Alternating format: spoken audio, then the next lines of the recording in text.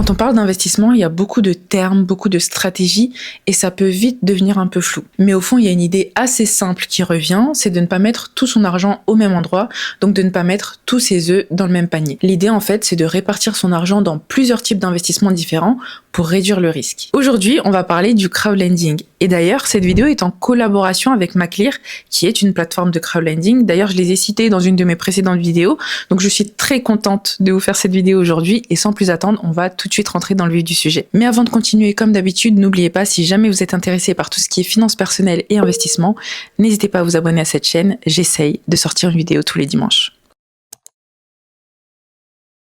Alors déjà, ce qu'il faut savoir, c'est que pendant longtemps, il y a une répartition qui a été considérée comme assez classique. Elle consistait à mettre une grande partie de son argent en actions, c'est-à-dire dans les entreprises cotées en bourse, et une autre partie en obligations, qui sont en fait des prêts qui sont faits à un État ou à une entreprise. Et beaucoup d'investisseurs utilisaient ce qu'on appelle la stratégie 60-40, donc c'est-à-dire 60% en actions, et 40% en obligations. Et pendant longtemps, cette combinaison a été vue comme un bon équilibre entre rendement et stabilité, mais aujourd'hui, certains acteurs très influents de la finance pensent que ce modèle pourrait évoluer. Par exemple, on a Larry Fink, qui est le dirigeant de BlackRock, BlackRock qui est la plus grande société d'investissement au monde, qui explique que les portefeuilles pourraient progressivement changer de structure. Et selon lui, du coup, au lieu d'un portefeuille 60-40, on pourrait plutôt voir apparaître des choses comme un 50-30-20, c'est-à-dire 50% en actions, 30% en obligations et 20% dans ce qu'on appelle les actifs privés. Ce sont tout simplement des investissements qui ne passent pas par la bourse traditionnelle. En vérité, ça va aussi beaucoup dépendre de votre profil, mais c'est justement là qu'interviennent de nouveaux modèles d'investissement beaucoup plus récents, comme le crowdlending. C'est une manière pour les investisseurs particuliers de prêter directement de l'argent à des entreprises sans passer uniquement par les marchés financiers. Donc je vais vous expliquer comment ça fonctionne, quels sont les avantages, quels sont les risques et surtout quel rôle ce type d'investissement peut jouer dans un portefeuille. Alors déjà, pour comprendre le crowdlending, il faut déjà comprendre comment les grandes entreprises se financent. Quand une grande entreprise a besoin d'argent pour se développer, elle a généralement deux options. La première, c'est déjà de vendre une partie de l'entreprise, donc de son capital, et pour ça, elle va émettre des actions. Et nous, entre autres, en tant qu'investisseurs, on va pouvoir acheter ces actions et devenir propriétaire. Et donc, on va détenir une petite part de ces entreprises. L'autre option, sinon, c'est d'emprunter de l'argent, et dans ce cas-là, l'entreprise va émettre ce qu'on appelle des obligations. Et donc là, les investisseurs vont prêter de l'argent, et en échange, les entreprises vont verser des intérêts. Du coup, avec les actions, on devient propriétaire d'une petite part de l'entreprise et avec les obligations, on prête de l'argent à l'entreprise. Sauf que souvent, ces solutions sont accessibles aux grandes entreprises qui sont cotées en bourse. Mais les petites et moyennes n'ont pas forcément accès à ces marchés. Donc pendant longtemps, leur seule solution pour trouver de l'argent, c'était d'aller voir la banque et de demander un prêt. Maintenant, elles ont d'autres options comme le crowdlending, c'est du prêt participatif et il repose sur une idée assez simple. Au lieu que la banque prête tout l'argent, ce sont des particuliers qui prêtent directement à l'entreprise. Et pour ça, on va passer par des plateformes qui vont mettre en relation des entreprises qui ont des besoins de financement avec des investisseurs particuliers qui veulent prêter leur argent. Et surtout, plutôt que d'avoir un seul prêteur, l'entreprise peut avoir des centaines de prêts de différents investisseurs particuliers, donc c'est littéralement du prêt collectif. Et si on reprend la comparaison avec ce qu'on a vu avant, un investissement en crowdlending ressemble beaucoup plus à une obligation qu'à une action, parce que dans le crowdlending, on ne devient pas propriétaire de l'entreprise, on prête simplement de l'argent. Et ensuite, ça fonctionne comme un prêt classique, l'entreprise s'engage à rembourser le capital et à payer des intérêts sur toute la durée du prêt. Donc la grande différence, c'est qu'aujourd'hui, les entreprises ne sont plus uniquement obligées de passer par les banques, elles peuvent aussi proposer leurs projets directement à des investisseurs comme nous en passant par ces plateformes. Et on peut les financer directement grâce à ces systèmes.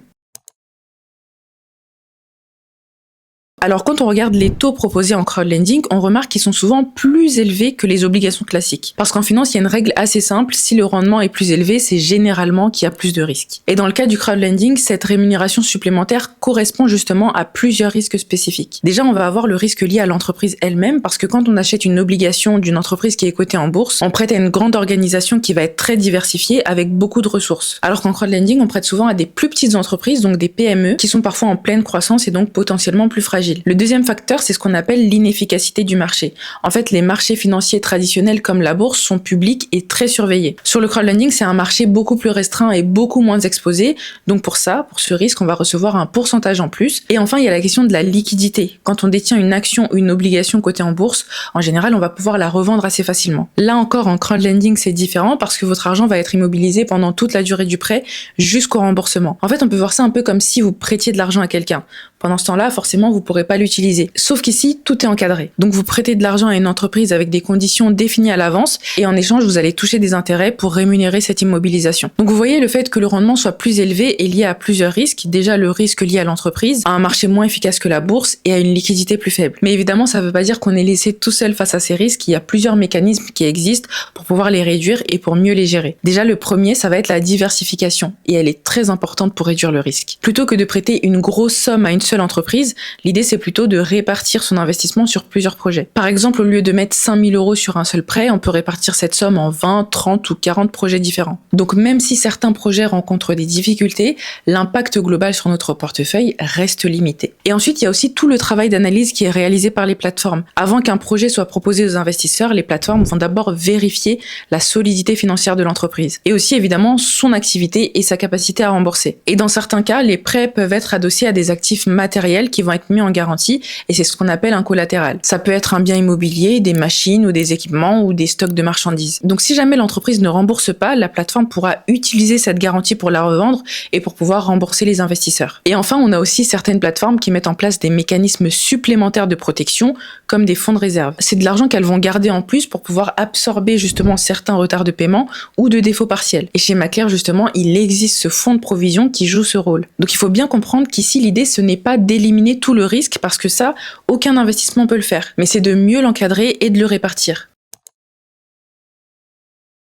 Alors déjà, le premier avantage, c'est que le crowdlending est beaucoup moins dépendant des marchés financiers. Et contrairement aux actions, il n'y a pas de variation quotidienne liée à la bourse. En plus, les conditions sont fixées dès le départ, donc les remboursements ne dépendent pas des mouvements du marché. Donc ça ne veut pas dire qu'il n'y a aucun risque, mais c'est simplement que ce type d'investissement évolue différemment. Donc c'est ce qui peut être intéressant dans une logique de diversification. Le deuxième avantage, c'est le flux de trésorerie régulier. Dans la plupart des cas de crowdlending, on va recevoir des remboursements réguliers, souvent tous les mois ou tous les trimestres. Et chaque remboursement contient généralement une partie du capital et les remboursements du prêt, donc l'investissement peut générer un flux d'argent régulier plutôt que d'avoir à attendre plusieurs années pour générer des résultats. Et c'est pour ça que pour certains investisseurs, c'est très intéressant parce que ça crée une source de revenus relativement stable. Le troisième avantage, c'est la prévisibilité. Avec un prêt, on connaît à l'avance le taux d'intérêt, la durée du prêt et le calendrier de remboursement. Et il faut savoir qu'en général, un projet dure entre 6 et 15 mois, donc on peut estimer à l'avance les flux financiers qu'on va recevoir. Du coup, cette visibilité sur la durée et sur les remboursements peuvent rendre ce type d'investissement beaucoup plus facile à intégrer dans une stratégie globale. Mais attention, parce qu'évidemment, ça ne remplace pas les autres investissements,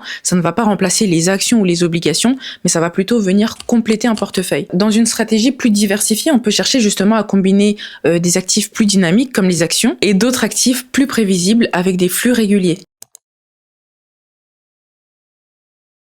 Alors au début de la vidéo, si vous vous souvenez, on parlait de l'idée évoquée par Larry Fink selon laquelle les portefeuilles d'investissement pourraient évoluer vers une répartition différente. Donc pas seulement en actions et en obligations, mais aussi avec une petite part d'actifs privés. Et maintenant, le truc, c'est que les produits financiers évoluent aussi et il y en a qui deviennent de plus en plus accessibles aux particuliers. Par exemple, dans des produits très répandus comme l'assurance vie, on voit de plus en plus de fonds qui investissent dans des entreprises non cotées, dans des projets d'infrastructures ou dans différents types de dettes privées. Donc on peut se diversifier de plus en plus pour augmenter son rendement et diminuer le risque. Et aux États-Unis, par exemple, ils ont un plan d'épargne retraite, les fameux 401K, et ils réfléchissent justement à ouvrir davantage ces plans à des actifs alternatifs. Donc on voit bien que ce type d'investissement devient de plus en plus accessible, mais je précise quand même que ça ne veut pas dire que c'est adapté à tout le monde. Mais c'est juste qu'aujourd'hui, les investisseurs particuliers ont de plus en plus accès à des investissements qui étaient autrefois réservés à des grandes institutions.